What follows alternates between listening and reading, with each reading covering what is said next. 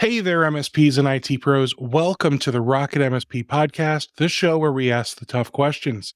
Today's episode is sponsored by Comet Backup. You can learn more about them in the show's description. And my guest today is Paul Barnes, CEO of Overe. Welcome, Paul.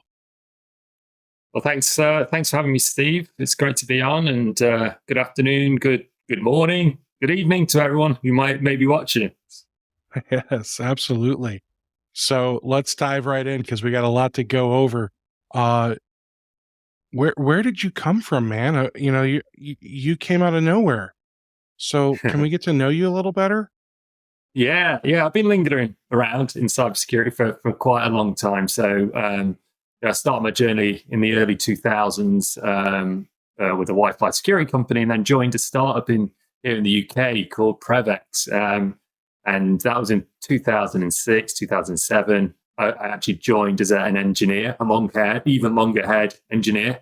And I soon figured out I wasn't really good at that and got into product management and sales. And Prevex actually sold to Webroot in 2010. So the technology which we built at Prevex, which was a small, lightweight anti-malware engine, all cloud-based, that was what really carried through and replaced the portfolio at Webroot, which I'm sure all your MSP followers kind of aware of. And yeah, that journey really carried on through to about 2020 when I left after a couple of acquisitions, Webroot acquired by Carbonite and OpenText. But during that time at Webroot, really fell in love with the whole MSP community, and it's a kind of a very different world to what I was used to back in 2015. Never heard of an MSP, kind of knew the folks looking after IT, but it was really at that point that my products, which were the business products, which are still carrying on today, we started to kind of find that interesting market for us, channel, and again fell in love with it. So I've been in cybersecurity a long time, endpoint, and then after that I went to an MDR company called Blackpoint Cyber out of Baltimore. So I ran product for those guys. Had a short stint there, and then decided to take a break after probably a 20-year journey of lots of traveling and then wanting to do something myself. Just hit 40 and thought, let's get a few buddies together and start something fun. Excellent. So let's talk about Overe. What exactly is this company? Yeah. So first of all, the name, you got it right, Overe.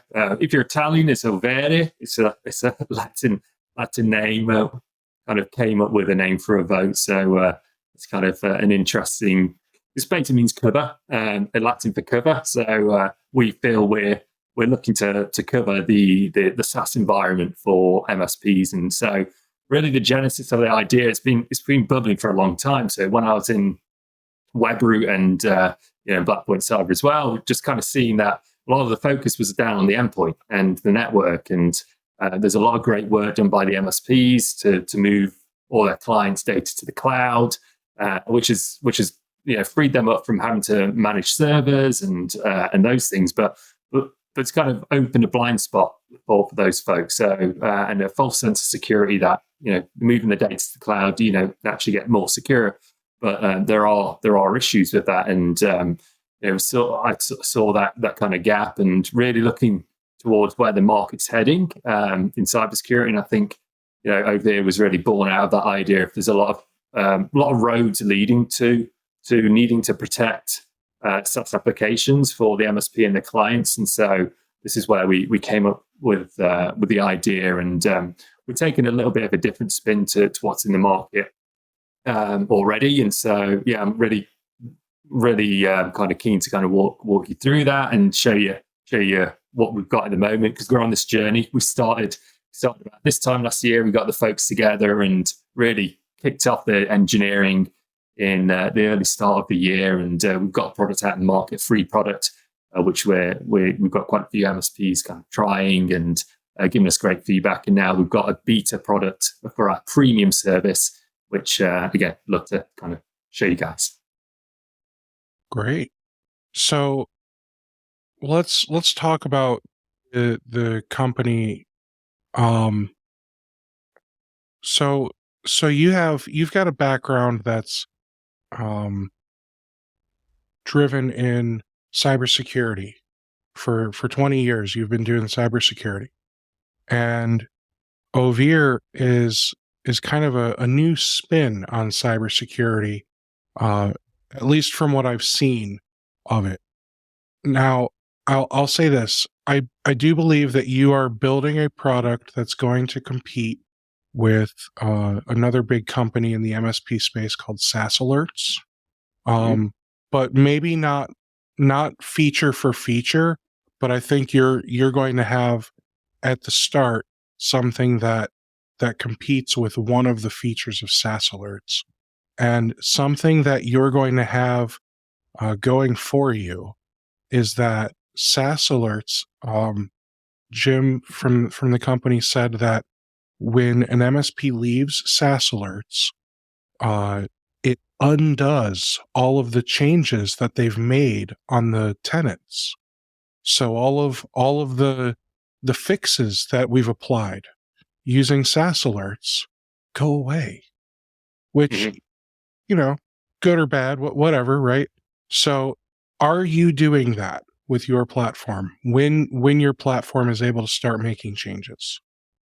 Yeah, so that's a great and very interesting point. So what we will see in the free tool, and I think what you're talking about is the applying posture settings and kind of managing those policies, specifically in Microsoft.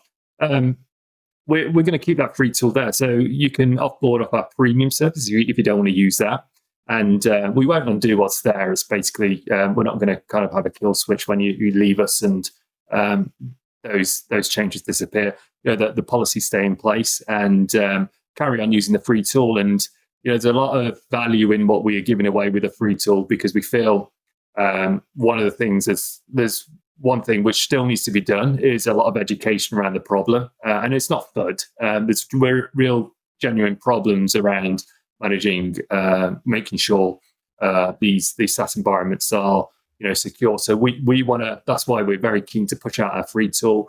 We highlight that problem, allow you to make the changes, and then we'll continue to monitor them for free indefinitely. And so if you were to leave us, we're not going to undo anything, but you can still obviously carry on using the free service. So when it comes to the company, how long have you been developing Overe?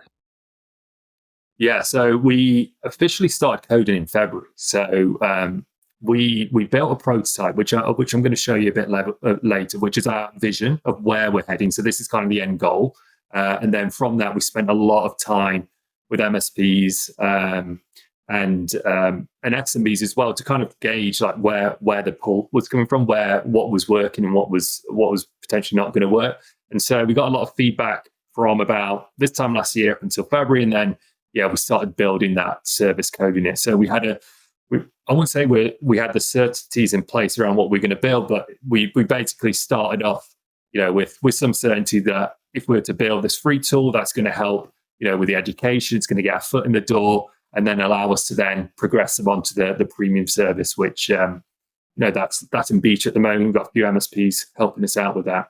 So we're executing very quick. We've got 7 folks on the team, very senior engineers. My co-founder and CTO, he was a founding engineer in Provex, and he's dealt with fully automated cloud systems and mass scales, handling billions of events. My other 2 co-founders, they come from King, which are the Candy Crush folks. So again, billions of transactions, amazing at design, and one of the folks is a security guy there. So we got a really good pedigree, and we brought along some really good senior folks. So it's allowed us to execute very quickly. A lot of history and lessons learned from with highly scalable systems and MSPs as well. So that's kind of, those things are in our favor, and that's how we've managed to get from February with nothing to now with the products out in market, which came out in about August timeframe with the free tool, and then we're building the beta, and we're dropping probably a feature every couple of weeks, which is and it's not just about delivering features, it's about value, and so we're delivering value every couple of weeks in our beta service. So how many employees do you have there? Yeah, so we've got 7 of us. Yeah, so small team, 2 pizza boxes spread across UK and Spain. Yeah. Yeah, that's okay. All right, so let's talk about the product itself. Mhm. So right now, I know you have the free tool. Do you have a paid tool yet for MSPs? So we have the premium beta. So we're not charging for the beta. So that's one of the reasons I wanted to promote it on this is that look, you're welcome to try the premium beta, see what you think of it. It's all about monitoring and alerting, and ultimately it's going to be automatic response to anything. Because one of the key things which we want to do in the premium service is, and it's one of the attributes which we did pretty well at Webroot, was almost like a set and forget approach where deploy it, lightweight, not getting in your way. It's conducive with the MSP's business, so it integrates well. It's not going to stick out and cost you hours to kind of manage it. And that's what we want to do with Overe. A lot of lessons learned from Webroot days, but there's that kind of key goal of us being able to have that set and forget auto response. And one of the kind of key differentiators we look at is that with a premium service is that we don't just look through a single lens from a perspective of just looking at the cloud apps. We are leveraging threat intelligence. We're leveraging other security tools as well to be able to more accurately detect and respond with high confidence. Because that's one of the problems we see in the market today is around a lot of alerts, a lot of alert fatigue. So a lot of things will pop up and say, hey, this person's logging on from multiple locations when in fact they just jumped on a VPN. And so triangulation is key and reducing alerts because ultimately we don't want to be bothering the MSP admin with things which aren't important. So that's kind of all part of the monitoring and the differentiators which we've got in our premium service. What are you going to be doing differently to disrupt the marketplace?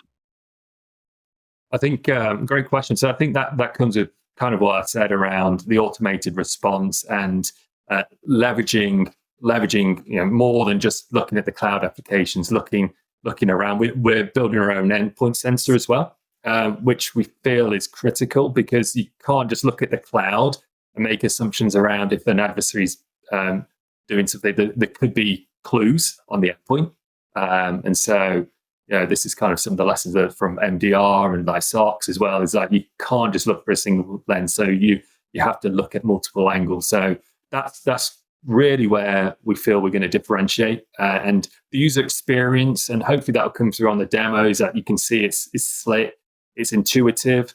We're not going to be demanding demo. We don't want our sales team, or we don't have a sales team. We don't want to have to demo our product. It should be so intuitive that it is click next. Bind to the tenant and away you go. And so that user experience, the frictionless approach, the automated response, and the ability to look at different angles to look for adversarial activity, that's going to hopefully set us apart. And it ultimately comes down to protecting the user and the customer with high confidence, low false positives. So I know you've got your screen shared and ready. I've got other questions, but I actually want to dive in and do a demo and kind of ask questions while we're doing a demo of this thing. You Yeah, ready to do that? absolutely. Yeah. All right. Cool. So, the first thing I want to show you is just how easy it is to sign up. So this is on our link for our website, but it's free.overe.io. And so what I'm going to do is show you the free product.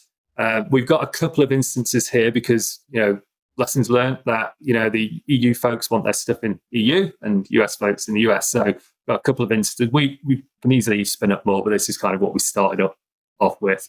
And so, for this demo, we've got things in the EU. So I've gone and logged in previously, and I've got a couple of organizations. So I'm going to show some of the MSP level management.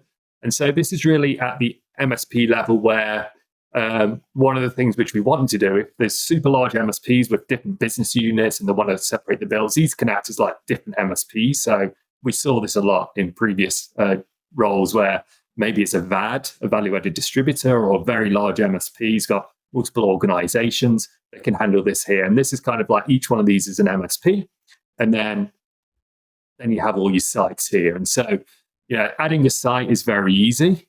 So, for example, you just kind of say, hey, RocketMSP. And so we go along, we add that site in, and then as soon as you click through, you can add your first service. And so really at this point, you're adding the Microsoft or what's coming soon after is the Google Workspace as well. And this is I won't go through this one here, but once you set this up, you'll land into this page. And this is, again, what I'm showing you here is all free. You can access it now. And what will happen is we do quite a few things. So as soon as you connect the tenant, we'll kind of look at the license which you've got. And then we'll look back in time as well around the posture. So we're not just looking at from that point forwards. We look back in time to see, because we look at some of the logs to see what changes might have happened. And so here you can see over time, there's been some changes to policies and, things have been turned off. But one of the real key things we want to help with the free tool is that when if you look at the Microsoft security score, it's extremely difficult to know whether you have the right license in place to be able to address a security control or concern there. And so by looking at the license, we give you that snapshot. And this view is really useful to say, hey, we've detected 7 controls that your company can't fulfill based on your current license. So we're basically looking at the license. As part of the onboarding, we take a bit of information about you, about the vertical, the geography, size of business. And this really allows us to give you a contextual recommendation. So it's not just a blanket recommendation for everyone. Everyone's the same. We look at the business and basically recommend what product SKU you'll need. And so in this case, Microsoft, Azure P2. So you can click here and upgrade, and that allow you to get full protection. So we look through the lens of different attack vectors. So I'm not sure if that's coming on screen okay, but I'll see. But DLP, I was able to see it okay, just so you know. Okay, great. Brilliant. I'll zoom back out. But you can see here the controls. And so those 7 controls, what we do, once you to upgrade, we'll add them to the list. But what we do, first of all, is give you a very short list of things which we want you to do. And so we have all the tasks here, but we don't want to bombard the admin with everything at once. So kind of give them 3 items to look at. And so you can look at all the tasks which you need to do here and whether you got the license, and including those things which have already been completed. And so let's talk about this real quick, because this right here I'm really excited about. So let's scroll back down and look at the outstanding security tasks. So explain the first 3 columns for me. Obviously, it looks as though these are prioritized for us. You make that very clear with the priority column. Next, you tell us what needs to happen. But then what are those next 3 columns there? So this is when we designed. So we've actually got some AI in the background, which is crunching all this on behalf of the organization. So we're looking through different lenses around compliance, data security, and I've just blanked on the data security inside the business continuity. So we're looking through like how a CISO would look at their controls and really prioritizing it from that point. So again, we don't want to just kind of have one set of recommendations for everyone and it's all the same. We want to make sure it's relevant to the admin. So that's one key importance. And whilst I'm on that screen, I'm just going to flash up what's just about to be released. And so there's actually an initial comp. So this comes out, I think, at the end of the week. We also add in the CIS score as well. So this was only requested a couple of weeks ago, and our team were just like, oh, sure, that's super easy.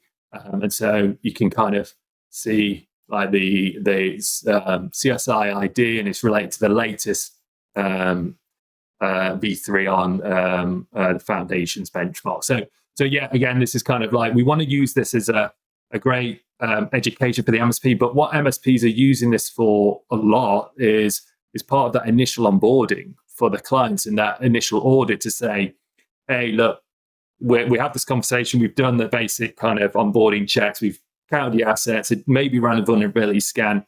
Hey, let's run Overe to kind of give you that cloud visibility with Microsoft. And so they use this as a report, which they export. Now they can use it for CIS as well. And CIS is free in the free tool. But I want to give you a glimpse into the future. But that's kind of what's planned there. So can you open up, you opened something up that was showing us more in details on CIS for something? Yeah. So one bit of data which we're just going to add very soon is the IG group, and Oh, great. and that's all we're going to add in there. We just started off with the control ID, and then we're going to the IG groups coming in. No, in a that's week or so. that's fantastic. I mean, the fact that you're giving us the control is already huge. Now, let's talk about two things that I'm a little confused about. And I'm going to plead ignorance, okay? So the first one is, it says level, E3 level 2. What does that mean?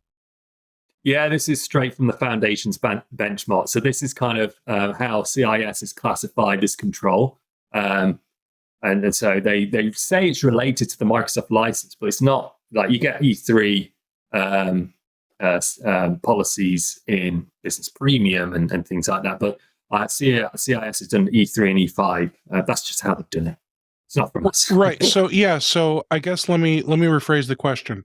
I understand that E3 is a Microsoft license type. Yeah. I don't understand level 2. Yeah. I guess I've never heard it like that.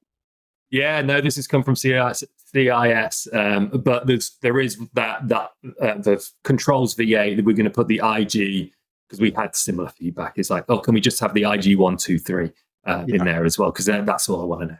And so they can export that. So yeah, this is how CIS has kind of categorized. Okay. And then so my feedback is, the only feedback I have is, for somebody who doesn't just live and breathe CIS controls and other cybersecurity frameworks all day every day, some of this information just doesn't tell me enough. Mm-hmm. And I do want to prerequisite for everyone that's watching and listening. I want you to understand, just because Paul and Overe are going to tell you all the different CIS controls that you can implement with Microsoft 365, that does not mean that your clients are all magically, I don't know, CIS certified or whatever the word, because this is just touching Microsoft 365. It's not touching the rest of their environment. So he's helping you make sure that your Microsoft 365 tenant and users and everything are all going to meet the different implementation groups and everything within CIS. I don't want you to get some false sense of security because it's not protecting Dropbox and Slack and everything else yet. The next thing that I have is, this says based on CSI Microsoft 365 Foundations. Is that a typo or is it? It is. Okay. It is somewhat. The engineer's been watching too much late night box yet, so. All good, man. I just again, I'm pleading ignorance because I just want to make sure I understand what I'm seeing here. Now, for those of you that are watching, listening live, please pop your questions into the chat. I will do my best to get them answered for you. We will put Paul's feet to the fire here and get all of your questions answered. So let's close out of this. Let's look at that priority list again. So you've got different colored bubbles inside those 3 columns, and I remember they're like for I don't remember what they're for. Compliance, data security, and business continuity. Okay. And so this is something which we wanted feedback on, because like, it sounded like a great idea for us. Some customers are like, hey, this is kind of interesting how you're looking at it, because this is how we prioritize. This is where we fed it into AI, and this is where it's like how we prioritize the controls based on the verticals and things like that, and the size of business. Basically what it means is that, look, we really need you to do this based on your company. This is a critical one for you to get sorted. Please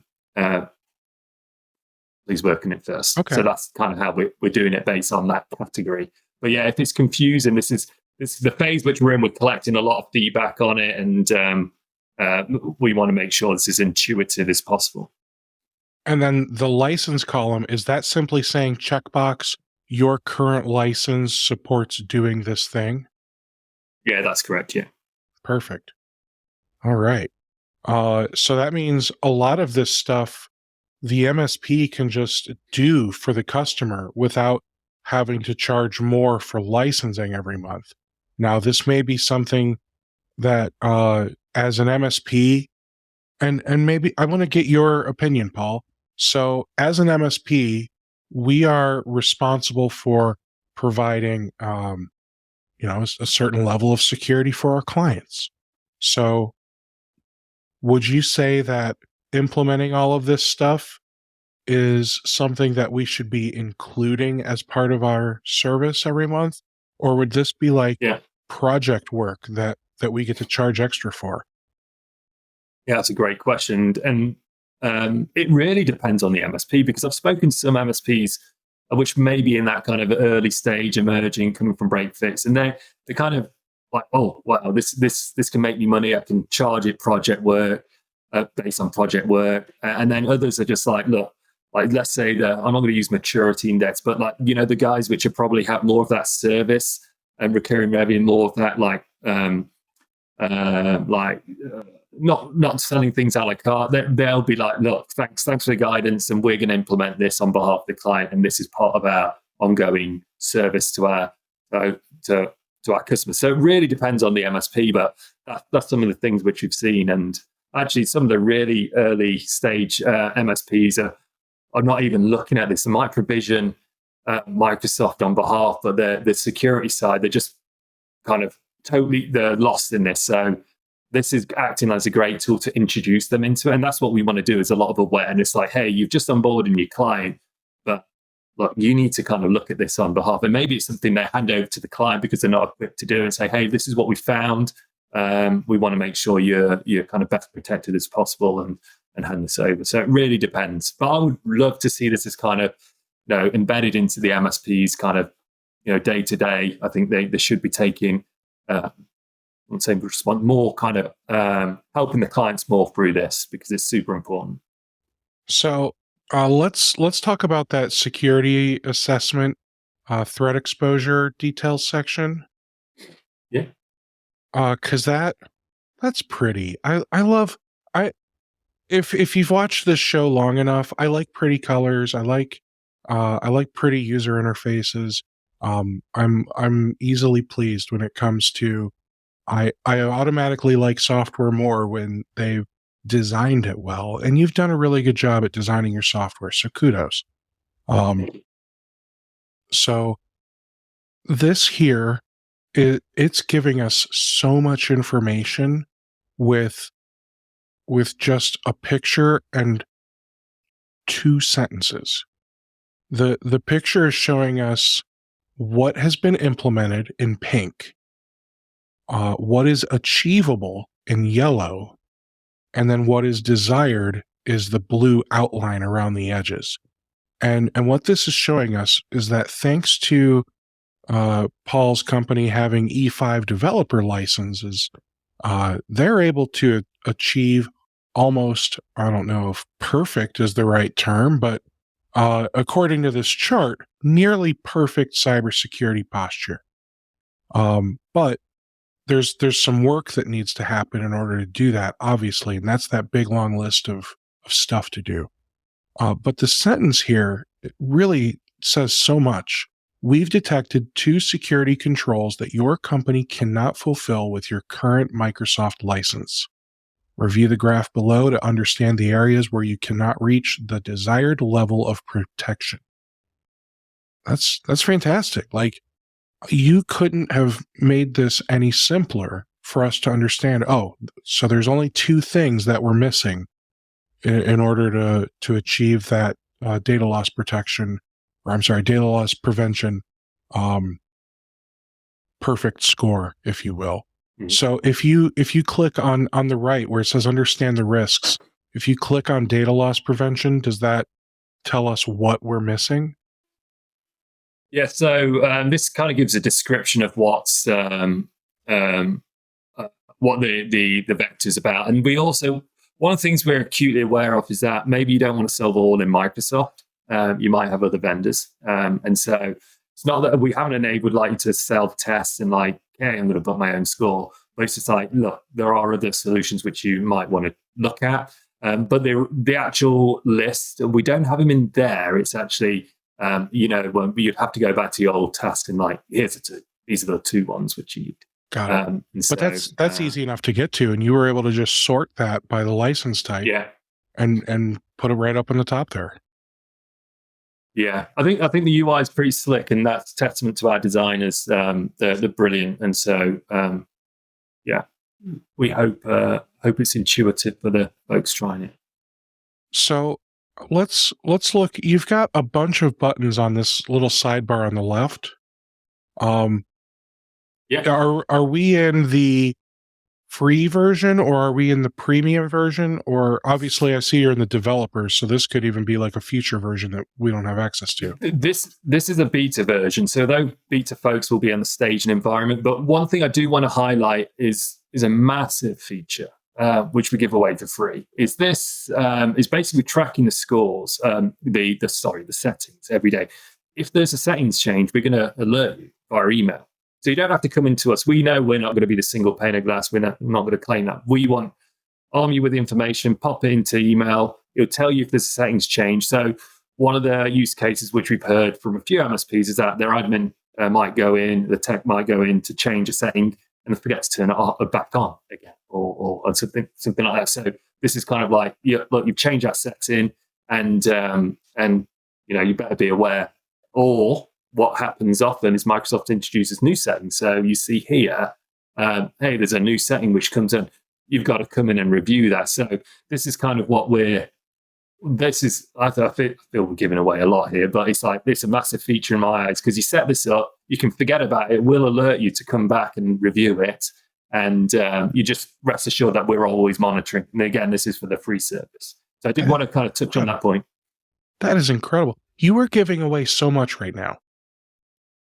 Yeah, and so yeah, we are. I think the analogy which we're using is really around kind of the locksmith and the security guard. And so we want to be, but this is the locksmith checking the locks, making sure like it's up to snuff. And then the thing which we're going to charge for, because we need to make money, is the security guard to see actually what's going on, like user activity, using user behavior analysis, and all that kind of great ML which we're plugging in. And then that kind of advanced monitoring, that's really what we're looking to upsell to, and that's in the premium beta. Sorry, go ahead, Steve.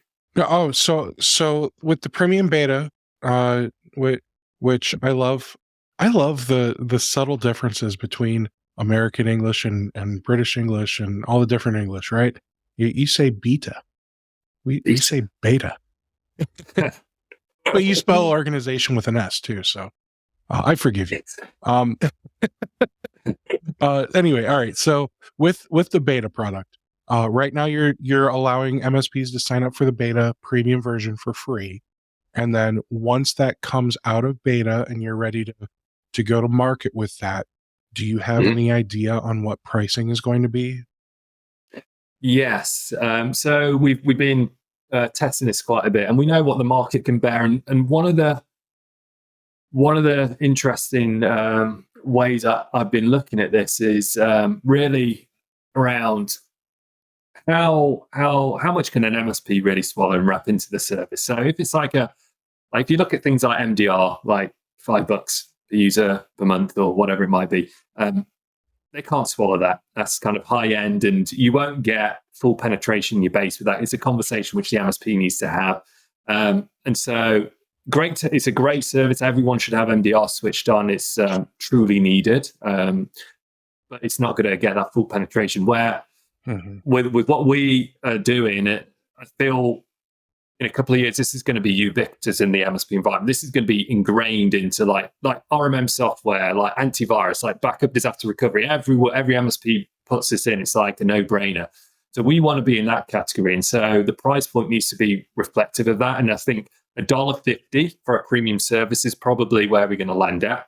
But we are going to have early adopter pricing. So we're not going to wait until we're going to have full features. We'll be here a little while longer. But in around Q1, we're looking to onboard a few few clients with our monitoring, and we're also, the auto. So one thing which you don't do in the free is kind of apply the policies, right? We don't do that. You have to do it. So that auto policy kind of tracking and application, that's all going to be part of the first version of the premium beta. And there's a whole load of other features which we're working on. We've got a few things I can show you on premium, but that's kind of where we're at. Okay. Very cool. Now, if we look, can you click on some of these icons on the left there? Let's see what else we got. So actually, I forgot to mention another free features, like the shopping channel here. Is this. So we highlight all the users, and actually it's not a great example. Let's go on to this. This is live. So we've got a couple of users, and this is kind of this really reflects on the threat intelligence side. This is the first bit of threat intelligence we put in, was around breach monitoring. So as part of our connection to Active Directory, and again, this is free, we'll look at the accounts in there, and we'll look at which ones have had recent breaches. We highlight every breach which we've seen, but also it's really the status is based on a recent credential breach. So we're using a really great service behind the scenes, which we trust the guys behind it, and they look deep into the dark web. So that's free. We do it free for 100 users per site, so it should cover most MSPs customers. So I did want to mention that. That's in the free product. And then one thing which we don't do in the free is kind of give you that extra context on the users. I mean, you can go through into enter and monitor it, look at it yourself, but that's kind of one of the things which you'll get loads of information on users lit up for that. So the asterisks under admin, guest, MFA, last login, is that something that will be available to us in the free version? That information? We're going to keep that in the premium version. Okay. So like that advanced stuff we're going to put in there just so we've kind of drawn the line. Oh, now I see it on the bottom there. Advanced account details available on premium. Okay. Cool. Very cool. And then so on the other items, just again on the free side. So one of the things which we want to do is do a lot of is education. And so all MSPs or all customers will have access to this. And so the problem we're trying to solve is there's a lot of noise in the market around, different APTs, different threats out there. And it's overwhelming for a lot of MSPs to really understand, does it affect them, and how can they resolve it, and what's the impact? And so what we're trying to do here is, for this recent APT 41, summarize it in a way that's really easy to understand. And then, they can go into there and say, hey, the severity is high, productivity impact. This is, how much impact to the productivity of the clients will happen if we make this change, this remedial change, and how long is it going to take? And we kind of walk them through that. So this is kind of a value add for all customers to say, look, we've got your backs. We want to demystify all this stuff which you hear in the press. There's some great research which goes on, but like for MSPs, they haven't got time to crawl through everything and figure out if it's relevant for them. So here's kind of like, pretty standardized way which we've thought of to kind of really get some value out there. So we show a quick video of how to apply it and links to that. So that's one of that's the last feature within the free tool. That makes sense, Steve? It does, yeah. So let's can we look at some of the premium features that you've got? Yeah. So one of the things which I did want to show you is kind of the end vision of where we're heading, and then I'll kind of end with like what we actually have today, if that's okay. Absolutely. Okay. And so I mentioned to you that probably this time last year we started to ideate on where we're heading and build a prototype. And so one of the things which we wanted to put in front of customers was, hey, here's kind of directionally what we're doing, the problems we're going to solve. And this really talks to the key use cases, which we're going to cover long term. And so we've kind of talked about the posture side, and here we got 365 and other apps. It's kind of what you've seen in the product already. But then we've got the idea of a one-click boost. But in reality, what this is policy templates, which we're going to apply. The customer will be able to configure these and stage them and all the things we've heard from MSPs of how they want things to be applied. So, but the idea is that they'll be able to have a one-click boost, or essentially set best practice policy templates, which set conditional access policies, and they can apply them across all multiple apps here. And so that's kind of on the evolution of what we were going to do with posture and settings. But really, when one of the key things which we're looking at is really the alerting. And so these are a few examples of what we've got with typical alerts which you see in SaaS products. So you got impossible location alert. I think most tools in this area do have this, and so this is kind of looking across two different SaaS applications logged on from different locations. This should be high risk. And one of the things which we're looking at, I mentioned devices, a critical factor in this to triangulate the data. And that's going to give us higher confidence on that, hey, this is actually a risk. And so this is where the automatic response would come in. And, the customer can decide, hey, if I see this happen, I want to, de-authenticate the user or block the account, and take an action. So that's alerts, one example alert. But one of the things which talks to our kind of, let's say, machine learning and user behavioral analytics is this example of insider threat where, in this example, we've got a user, and this is over a long period of time, and this is really hard to do with monitoring and cybersecurity in general, is holding context on behaviors over a long period in time. And in this case, this is where an employee, so it's not an adversary, external adversary, it's an actual employee. We've seen them downloading a lot of files, and then their contract's been terminated. So they've been offboarded or Active Directory or disabled. And so this is kind of, hey, well, we're looking over a long period of time. We've seen some anomaly. This is something which you should be aware of. So this is kind of a good example to show that it's not just about, hey, point in time actions. It's like this long period of time, which we're looking at, again, all the user's behaviors to be able to kind of make a decision and then guide the MSP or the client to resolve that. So that's kind of a good example. And then, another good example, let's go on to identities. And this is something which we're looking at around triangulating data from third parties is, hey, look, we also leverage, if there's ransomware or a malware seen on a device, these products are amazing at what they do on the endpoint. So we should see how we can get that information and then use that in our kind of heightened state of awareness on this user and this device to say, hey, look, if we see some strange things happen on this device because of being popped with some ransomware, then we should be looking at the cloud with a deeper perspective. So this is kind of how that triangulation will kind of happen. So I just wanted to show those key things. There's a bunch which I can go into the services, reporting and integration. So integrations, we know we're going to integrate into different PSAs, RMMs, and things like that. That's over time. But one of the things which we know that some clients, especially larger MSPs, is that they want the data. They want to put it into their SIM or SOC environment. So we could act as that kind of broker to put it in there so they can get all our alerts and monitor themselves. So that's kind of parts of what we're doing. I didn't want to give away too much, but hopefully that made all sense. But now, any questions, Steve, or just carry on? So I've got tons of questions still. So let's talk about our data and some compliance stuff for a little bit. Sure. So you're a cybersecurity company. You're a SaaS company that focuses on cybersecurity for MSPs and their clients. What kind of data are you storing?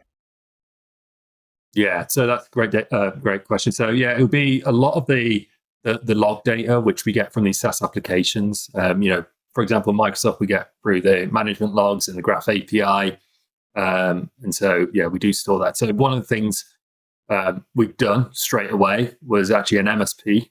One of our customers has certified us for Cyber Essentials because we thought, we got to make sure that we start on the right foot with compliance. So we've done Cyber Essentials, and the team which we've got in place are all gone through ISO and making sure that we're, going to be compliant long term. We haven't got the full creds on that, but that's kind of how we're building this. So we're making sure that, we don't hold data which we don't need to, and anonymizing and encryption at rest, all those key things which you'd expect from a cyber company. Did I lose you? No, Can you hear okay. me? Sorry. All right. So log data, that seems reasonable. Let's see here. Data sovereignty. You're a company based in the UK?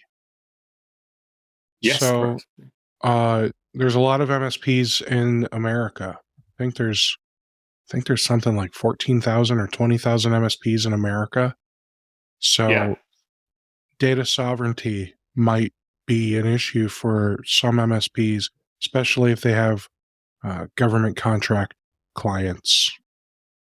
Yeah, and we tried to get ahead of this with using we've got you can onboard in the US, so all your data resides in the US, and when unlike some companies where there's a kind of shared data, this is literally isolated.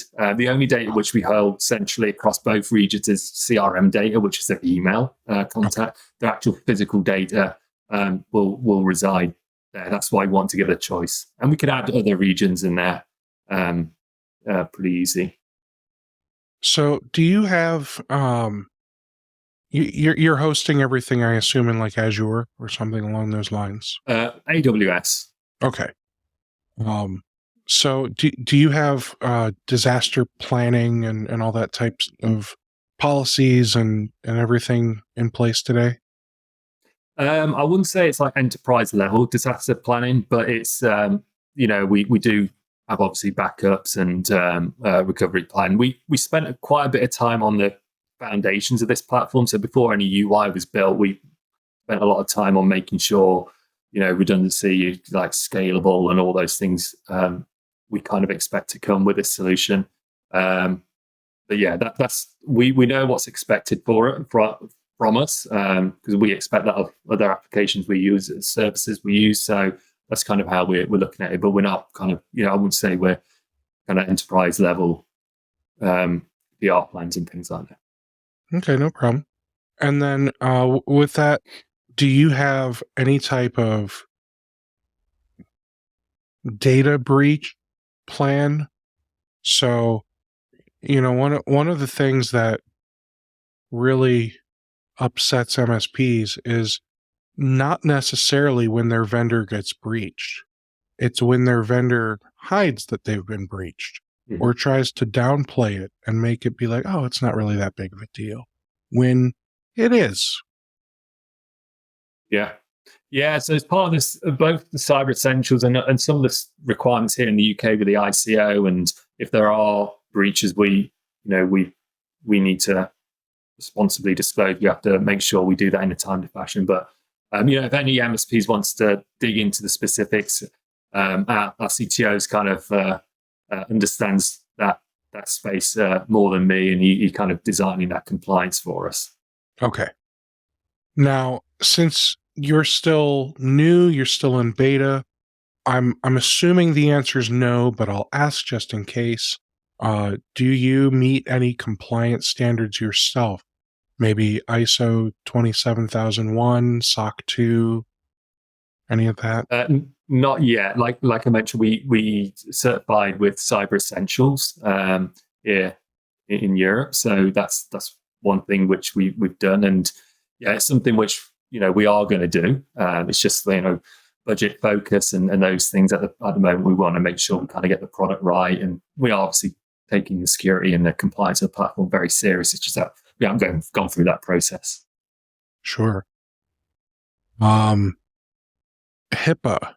Here in America, we've got HIPAA. Do you sign a HIPAA BAA for any of the MSPs that demand one? We haven't done yet, but we'd look into it if that was a requirement. Okay. My assumption is that you shouldn't need to, since you're not necessarily touching the user data. But I don't know what type of access you have available to you when we sign in with that open graph or whatever it's called. So I don't know if just because you're not touching it, you still have access into SharePoint and OneDrive for our tenants, for example. Mm-hmm. So if you have access into that type of information, then I believe the answer is yes, you would probably need to sign a BAA.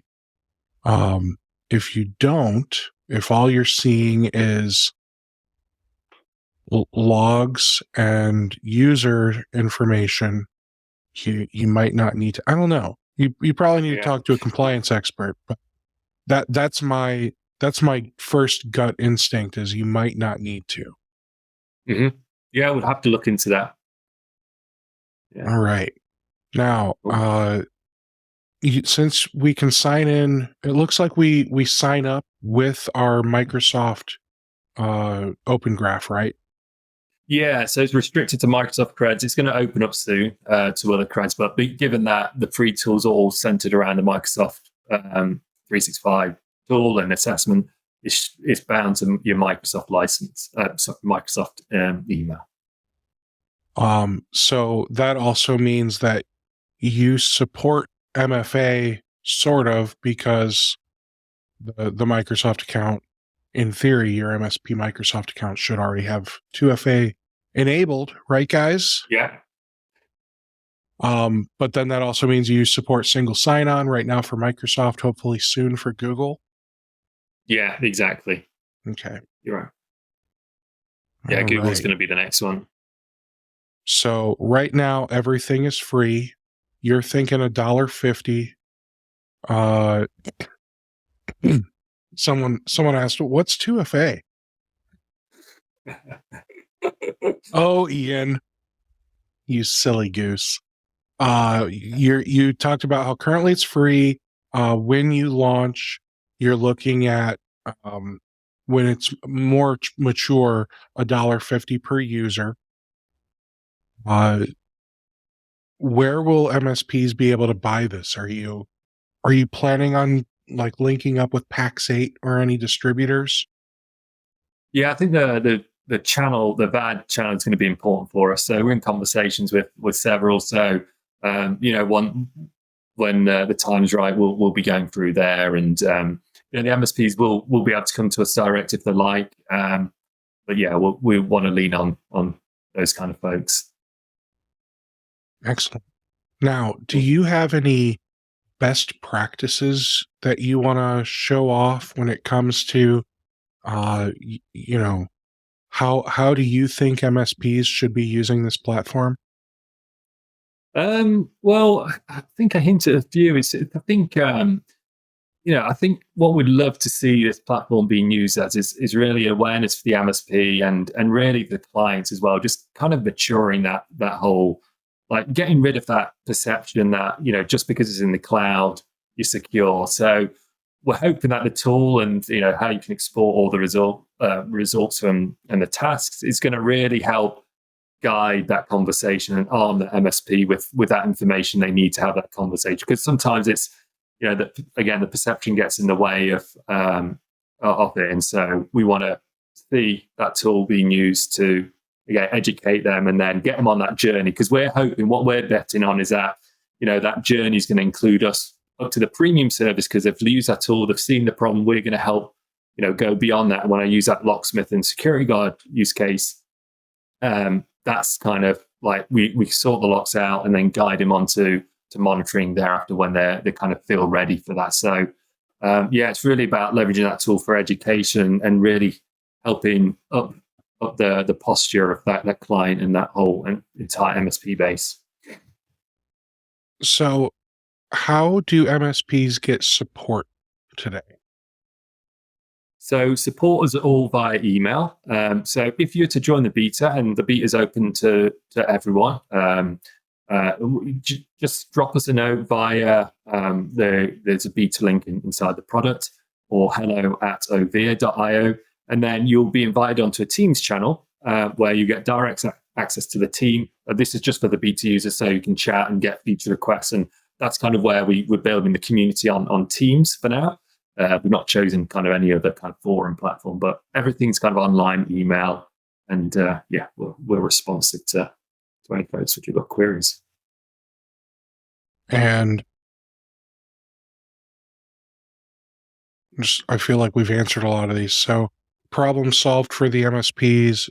You're helping us improve the security posture for our clients. Key features and benefits. We went through a whole demo, so we don't need to rehash that. How does your product directly help MSPs improve their service deliverability? It seems like that one's pretty straightforward. You tell us what we need to fix when it comes to the security posture. How does your product directly help MSPs grow their business? Mhm. I want to hear it in your words. Yeah. So I think like, it was an interesting conversation about one MSP where they were like, "Yeah, we've moved everything to the cloud, but we're losing $100 per server per month from the client now because we've kind of decommissioned it. No one's putting servers in, right?" And so it's like there's a revenue opportunity there. There's a gap in like you've moved everyone's kind of great. But now, like, what else can you do? And this is perfect. And I talked about this type of technology being ubiquitous within the MSP environment. I truly believe in a couple of years it's going to be synonymous with antivirus. Like, you sort out your endpoint, you sort out cloud, and this is the opportunity which MSPs, and we're helping them on that journey of education, giving the visibility into the problem. Then we're going to help them with being able to monetize off the back of the solution, because we feel they can probably double the price. If they're not wrapping it into the service themselves and swallowing that cost, it could double the price. It gives us off our service and make that additional revenue. So I think it's out of all the technologies which I've seen recently in the MSP space, I think this has the biggest opportunity, and this is why we're betting on it, because the problem's real. I know there's a lot of FUD, but there is real issues which go on here, and this type of tool and the service which you're going to bring is really going to arm the MSP with that business opportunity, and reducing risk and stress and all those things which come with having the customer breached or phished, and then there's some wire transfers which one of our clients, unfortunately, this happened recently before we got installed. It was set up. This happened to them. So yeah, that's what we feel. How do you help MSPs get the product up and running?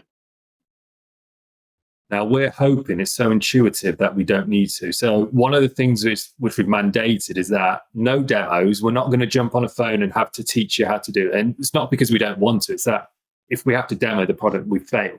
Or we want you to, and look, you can click on this now and sign up. And if there's any issues, you kind of contact us by hello@overe.io, and we'll help you through that. But hopefully it's just, again, the vision is set and forget. And that's kind of a real high bar, is that you sign up, you bind your tenants, and we're going to make it easier to bind the tenants with CSP logon and all that kind of thing down the line. But you bind your tenants, and then you kind of leave us to it and protect you from that point. And you only come back to us when we need your help to make a decision. Maybe there's something we just don't want to, you've not enabled auto remediation or whatever. You come in and have to take action. So again, it's hopefully set and forget, and you don't need any help.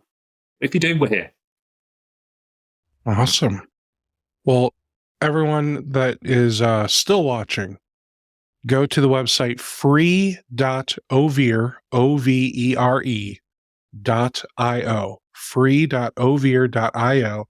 I got it down in the corner here. And yeah, go check it out. It's free. Why wouldn't you check it out?